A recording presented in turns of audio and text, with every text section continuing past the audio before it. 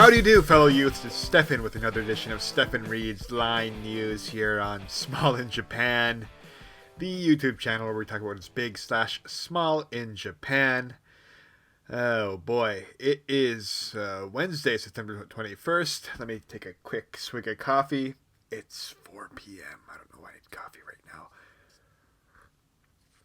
And let's get started. Alright, so every single day I read, Line is of course the biggest messaging app in Japan, and it has its own little news tab now, which I like to read every single day on this here YouTube channel.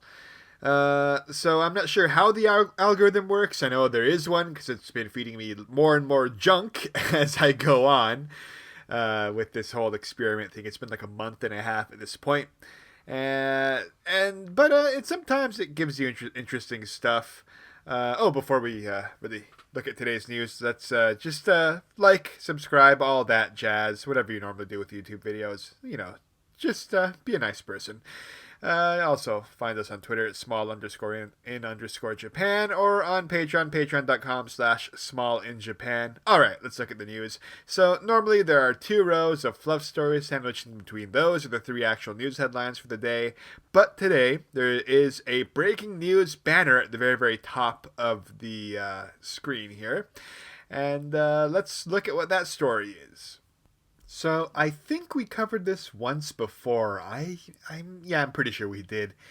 But so the MamaTomo Murder case, where a woman took over her friend's life to the point of making her get divorced, and then saying that the investigation into her husband that discovered the affair that led to the divorce, that didn't actually exist, cost several million yen.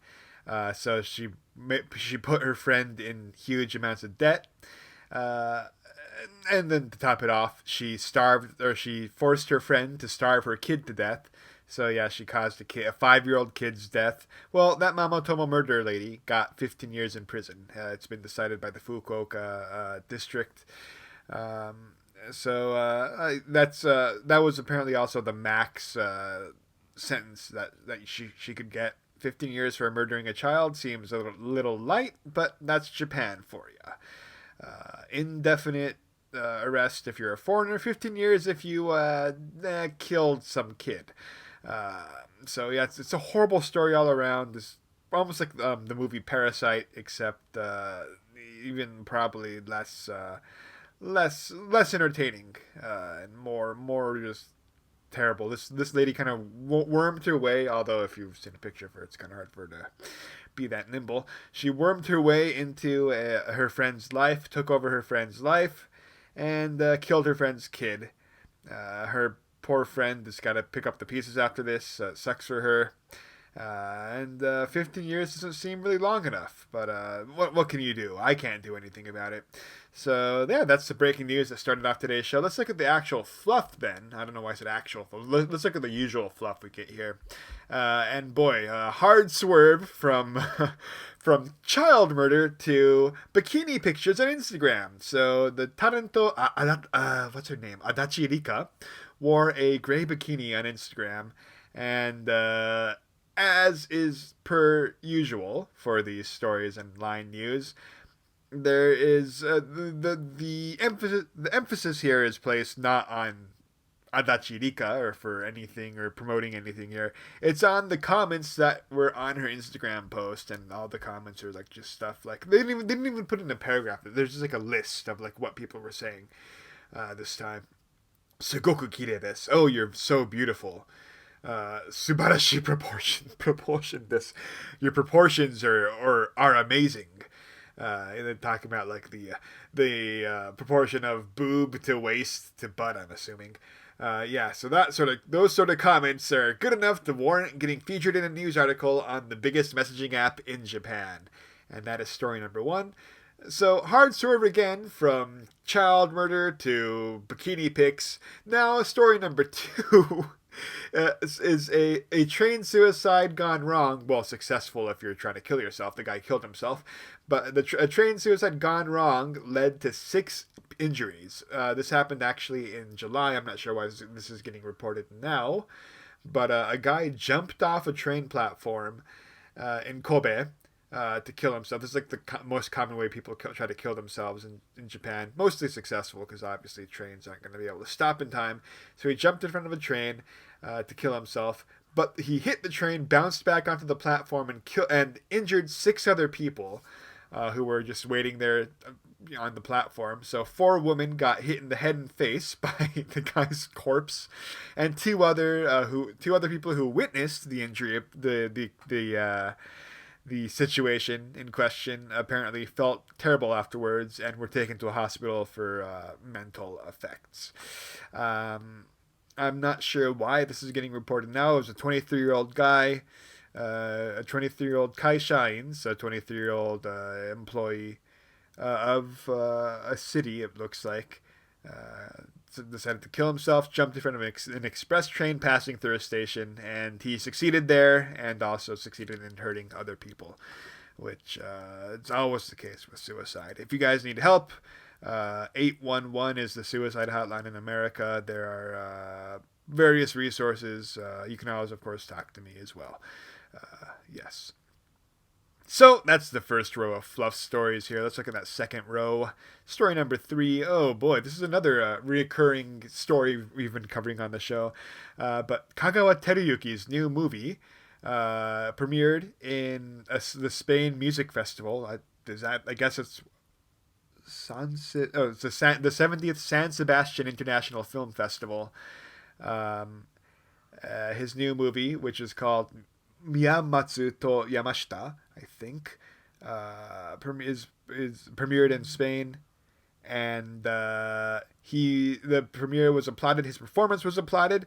This is all, of course, done under the banner of the fact that Kagawa Teruyuki is currently facing much. What's the right word? He's having a bit of a career break after certain sexual proclivities slash attitudes towards women came to light, and he is currently, as they would call it, canceled for pretty much being an asshole to a hostess and among other things. But anyways, his new movie, his performance was apparently really, really good.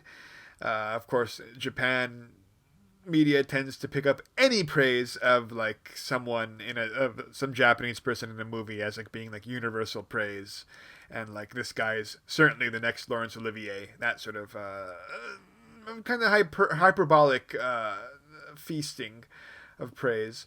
I'm not sure if it's that level, but Kagawa Teruyuki is apparently his new movie is pretty good.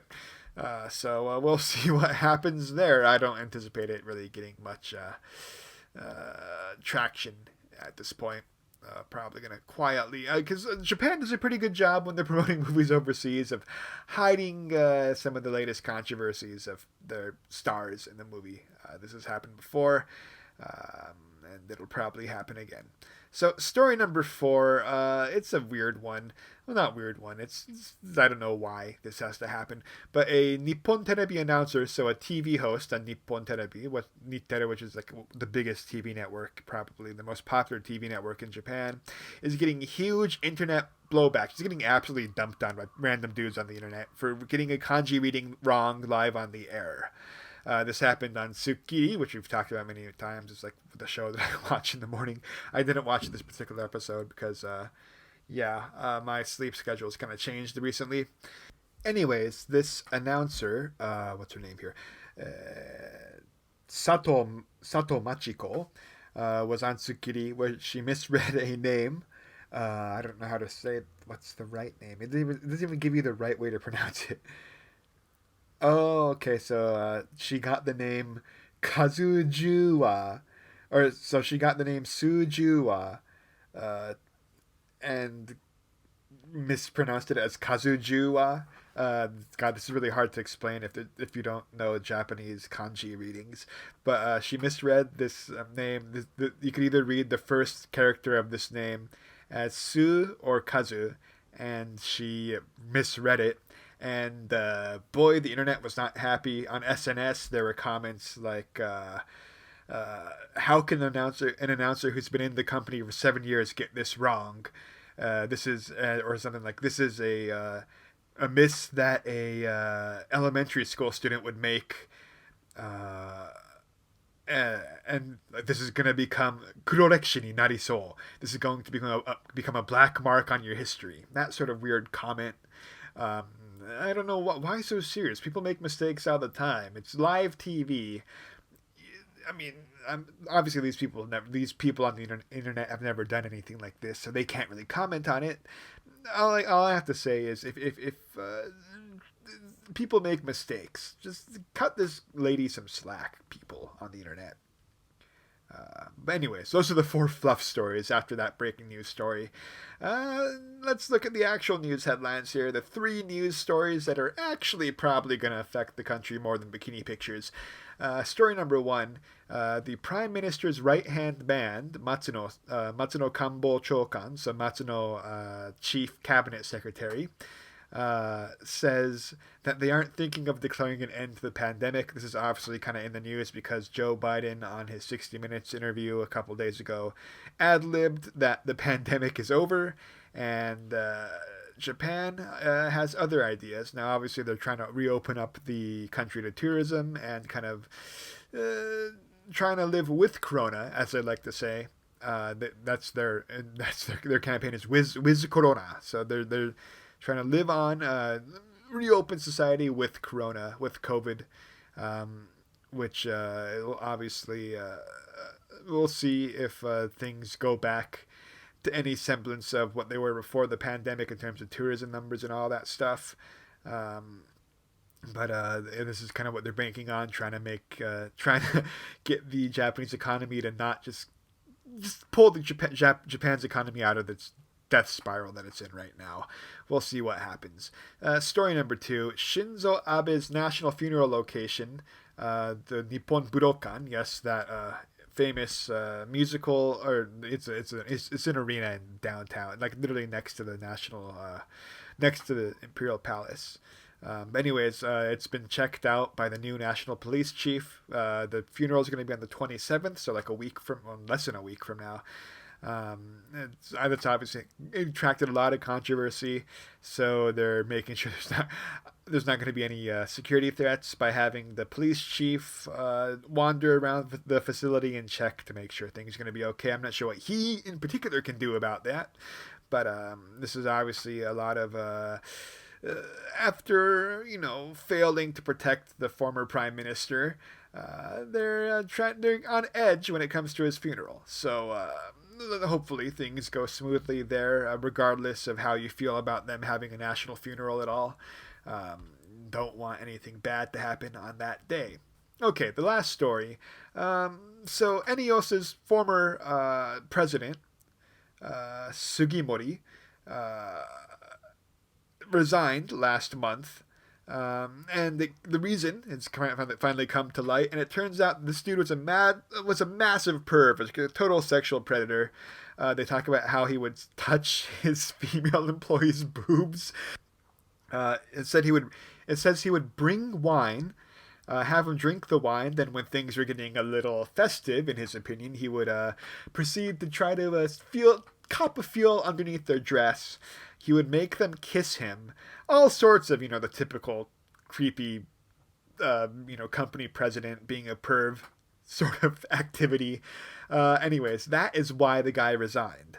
So ENEOS is, of course, one Japan's big. It's like the Japanese equivalent of like Arco. It's a big energy company, a big oil company, gas company. There's ENEOS stations pretty much all over Tokyo, at least, all over Japan. So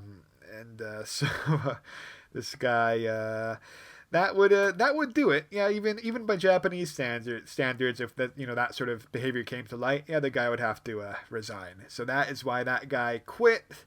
Yeah, not gonna help their stocks any ways. But yeah, he's a total creep perv guy. So yeah, I would say you have to resign for copping feels and getting chicks drunk and feeling them, that sort of copping feels.